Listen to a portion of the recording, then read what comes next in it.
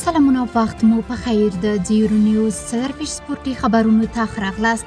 جمعه د 1415 هجري لمریز کال د غوي 15مه او د 2016 زیږدیز کال د می 15مه ده.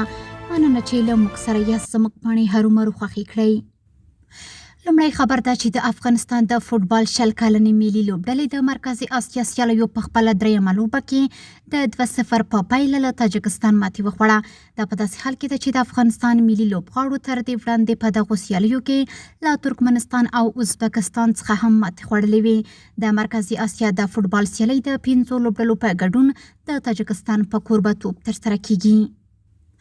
د هیواد پخوانی ولسمشر حامد کرزي د پارا تکواندو ملي لوبغاړي زاکیه خدادادي ته د اروپا د 2016 کال د پارا تکواندو سیالیو د سرو زرو میډال ګټلو او اتلولي مبارکي ورکړي.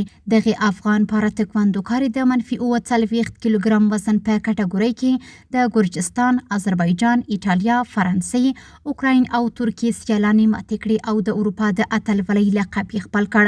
خدادادي په داسې حال کې د جرمني مونیخ ښار کې د اروپا د سرو زرو میډال وګټه چې تر دې وړاندې هم د 2024 سمر پارا اولمپیکس په سیالیو کې د برونزو میډال ترلاسه کړی و.